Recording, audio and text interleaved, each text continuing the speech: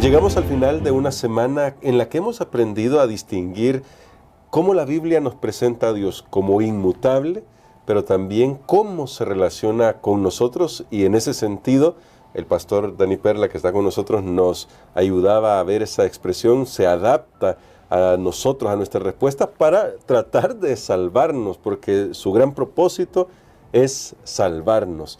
Bueno, hoy vamos a explorar un poquito más acerca de esto, así que vamos a orar pidiendo la dirección de nuestro Dios.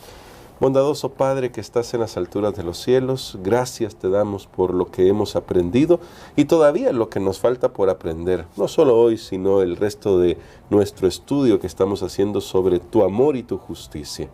Por favor, ilumina nuestras mentes con tu Espíritu, lo rogamos en Jesús. Amén. Esta semana, Pastor Dani Perla, abordamos el hecho de que Dios ama y es justo, y Dios ama la justicia, para unir toda la frase. Pero me gustaría que exploráramos una pregunta para la cual voy a leer una cita, pero la pregunta es, ¿por qué para nosotros los seres humanos nos resulta tan difícil conciliar justicia y amor? Pareciera que si alguien ama, no puede ejecutar justicia, o que alguien que es muy justo casi que tiene que tener un temple frío y que no puede expresar emociones. Es como lo vemos nosotros, pero me gustaría, antes de que usted nos ayude con la respuesta, ir a una cita que aparece en nuestro material del día viernes, justamente, y es una cita muy interesante que se encuentra en un librito que es un librito pequeño, pero muy profundo. Estoy hablando del libro El Camino a Cristo. Y dice así, en la parte que voy a leer: Satanás ha inducido a la humanidad a concebir a Dios como un ser cuyo principal atributo es una justicia implacable, como juez severo, inquisidor duro y exigente.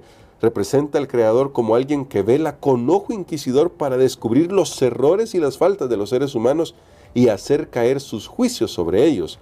A fin de disipar esta negra sospecha, vino el Señor Jesús a vivir entre nosotros y manifestó al mundo el amor infinito de Dios.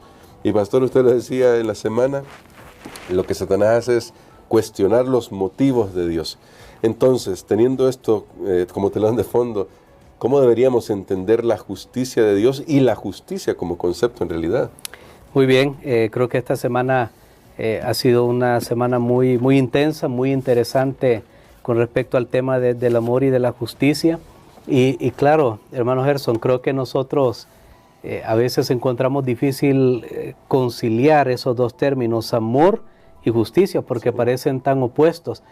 Pero es que recordemos que tal vez nosotros tenemos más ese concepto legal, judicial, de lo que la palabra justicia significa, y pensamos que solo tiene que ver con la parte punitiva, solo de castigo, que hubo una infracción de una ley y entonces ahora viene la justicia para aplicarla. De hecho, todo nuestro sistema judicial está ahí por eso, porque se supone, ¿verdad?, que se violó una ley, un reglamento, y entonces ahora hay que responder a esa violación y la justicia se va a encargar de darle a esa persona su merecido, no más ni menos, sino lo que se merece, porque ese es el concepto que nosotros manejamos de justicia, pero el concepto bíblico de justicia es mucho más abarcante.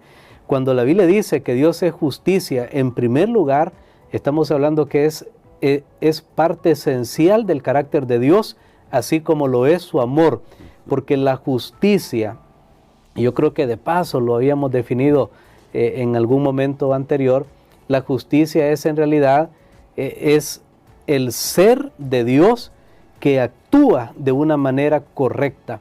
O sea, justicia no solo es lo que nosotros vemos ahí, ¿verdad?, en las noticias. Queremos justicia, alguien hizo algo y hay que darle el castigo a esa persona. No, la justicia de Dios va mucho más allá, es lo que Él es la manera como Dios se relaciona con sus criaturas, es la esencia de su carácter que está basada en el amor. O sea, es hacer siempre lo correcto. Por eso, cuando el ser humano, ¿cómo se puede considerar, entra en una relación con Dios, se puede considerar una persona justa? ¿Por qué razón? Porque ahora tiene una correcta relación con Dios. Eso es justicia. Amén. En la Biblia. Tiene que ver con las relaciones. En otras palabras, no solo que castiga el error o lo que alguien hizo mal, sino que la justicia tiene que ver con un estilo de vida que se conforme a la voluntad de Dios. Hay un texto en la Biblia, solo lo voy a mencionar de paso, que el apóstol Pedro dice: nosotros esperamos cielos nuevos y tierra nueva en los cuales mora la justicia. Sí, sí. Y uno dice, bueno, la justicia es una persona que va a estar morando ahí, y daba como para interpretar, y estaba pensando en ese texto y me doy cuenta que cuando Pedro dice en los cuales mora la justicia, es porque los habitantes que van a ver en ese cielo nuevo y esa tierra nueva, ellos viven conforme a la voluntad de Dios para su vida, o sea, son justos. Por eso es que mora la justicia. Entonces, justicia tiene que ver con una correcta relación con Dios y con el prójimo. Por eso la justicia de Dios no solo es punitiva, que le va a dar lo que se merece a una persona. De hecho, la justicia de Dios, si Él la ejerciera de esa manera, nosotros quedamos aniquilados. Porque si Dios me da lo que yo merezco, lo que todos merecemos, no podemos vivir.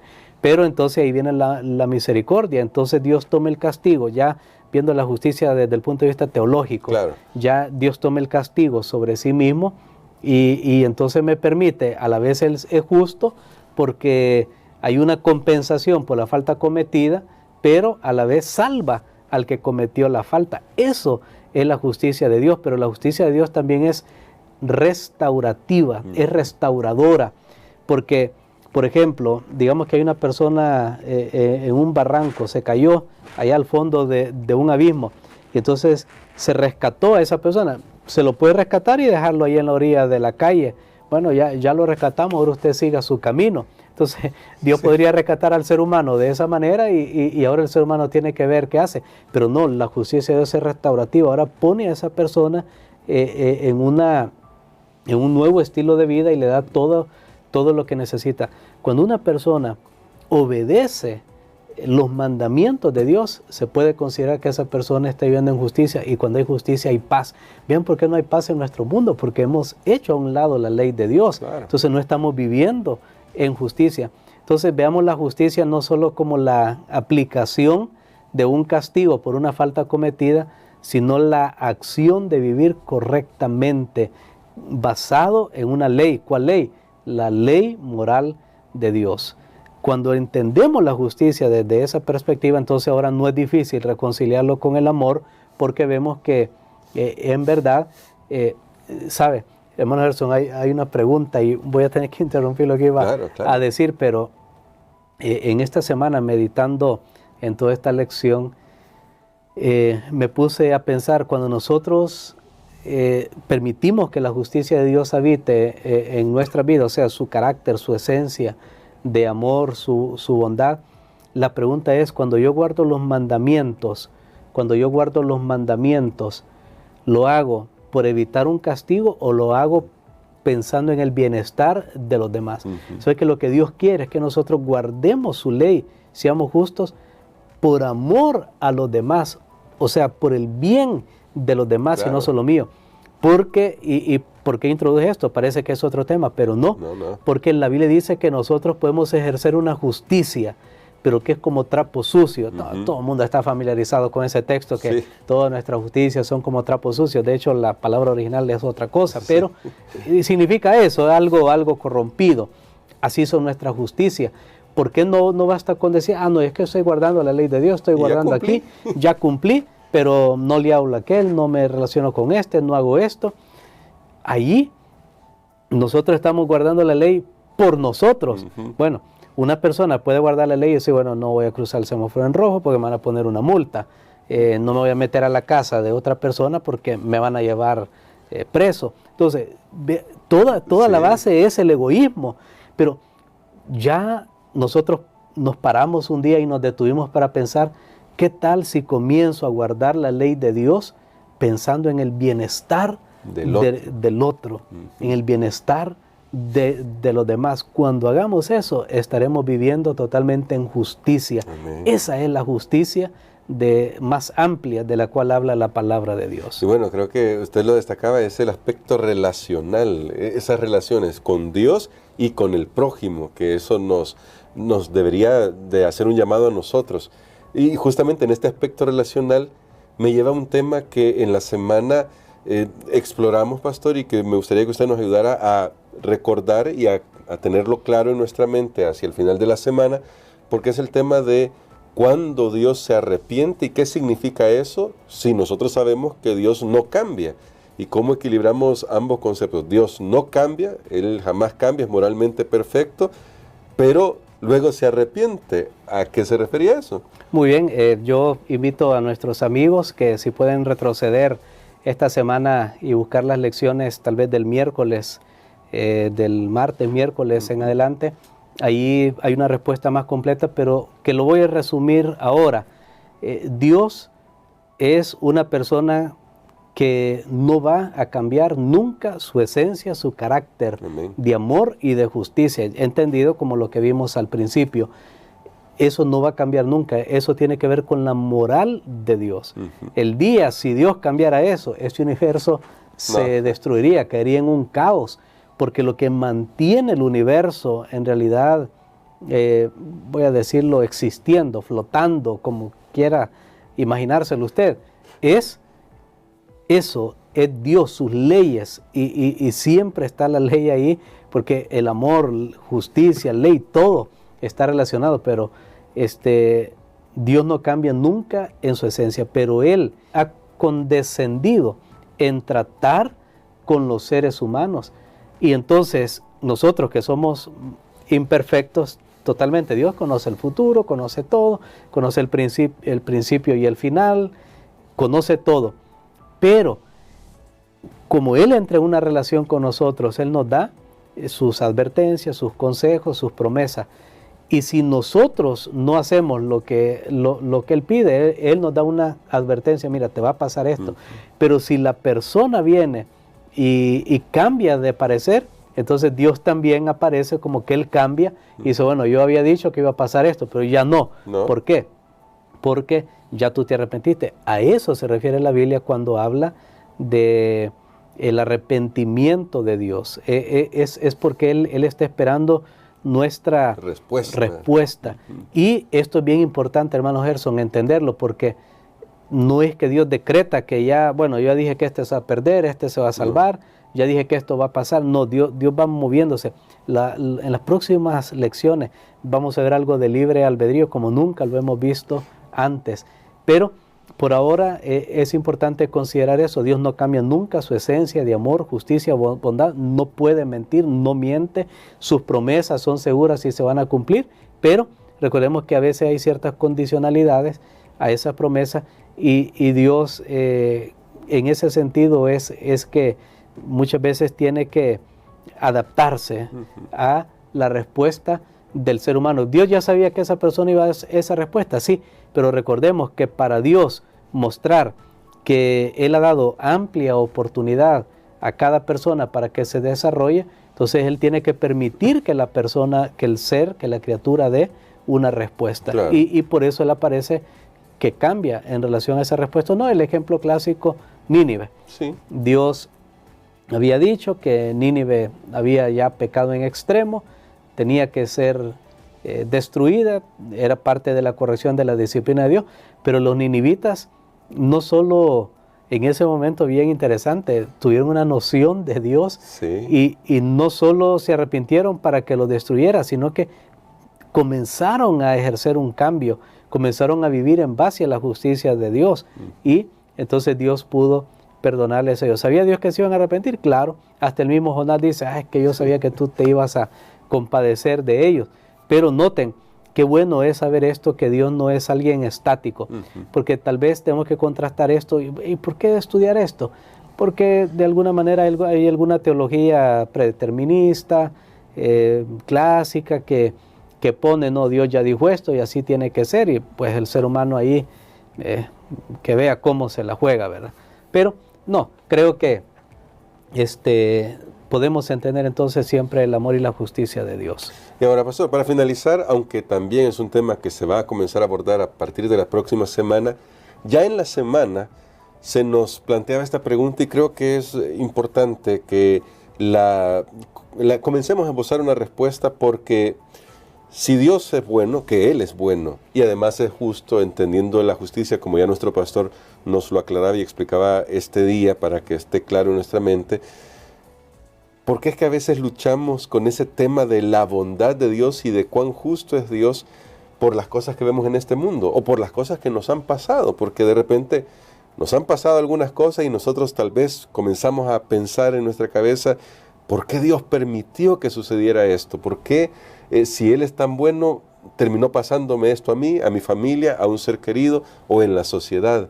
¿Qué podemos comenzar a decir ya que luego se va a ampliar en las siguientes semanas? Bueno, Job tenía el mismo pensamiento y decía Job, ¿por qué Dios, si es justo, permite que yo esté pasando por esto? Y lo que Job entendió es que no siempre tenemos todas las respuestas y tal vez no las vamos a tener, pero podemos confiar en Dios. Un Dios de amor y justicia debe permitir que se desarrolle, especialmente ahora en nuestro mundo, que aquí se ha confinado el pecado de todo, bueno, que comenzó en el cielo, claro, se ha confinado aquí en la tierra. Entonces Dios tiene que permitir que dé su fruto lo suficiente, pero podemos saber que todo ese, lo que se llama en la guerra daño colateral, todo eso que sucede aún a personas buenas, un día va a quedar aclarado, un día va a haber una reposición y un día, como decía el apóstol Pablo, la gloria que vendrá será mucho mayor que toda la tribulación que estamos sufriendo. Es un asunto de fe y confianza hoy y de esperanza para el futuro, pero un día podemos saber que todo lo que ahora es en contra va a ser plenamente aclarado y va a ser totalmente compensado, porque recordemos que al final todo tiene que ver con el carácter de Dios, que fue cuestionado, fue acusado y se le está dando respuesta. Todo esto es parte de esa respuesta que se le está dando. Vamos a estudiar más de eso en las próximas lecciones. Claro que sí, así que por eso le invitamos, siga pendiente. Como usted habrá visto desde el principio, este tema es mucho más abarcante de lo que podríamos haber imaginado, el amor de Dios y su justicia, y esperamos que Dios nos ayude a mantener nuestra confianza en Él. Hoy solamente queremos decirle esto: confíe en Dios. Dios ya tiene la respuesta para esto. Y queremos, pastor, que ore por nosotros para que eso sea una realidad de nuestra vida, que podamos tener esa certeza de Job mismo, que aunque hay dudas, hay situaciones con las que luchamos, al final podemos decir: Señor, yo sé que tú te vas a encargar de todo. Amén. Padre, gracias te damos, Señor, porque hoy cada vez más podemos confiar en ti. Y podemos decir que tú eres un Dios de amor y de justicia y que solo deseas el bien de tus criaturas. Gracias, Señor, porque no nos diste lo que merecemos, sino lo que necesitamos, el perdón, la gracia, la salvación. Permítenos tener ese mismo carácter también, Señor, imitarte en nuestra esfera, lo mejor que podamos para vivir una vida justa y para ser como tú, Señor, también, que perdona, que ama, que restaura. Todo esto lo pedimos en el nombre de Jesús. Amén. Amén.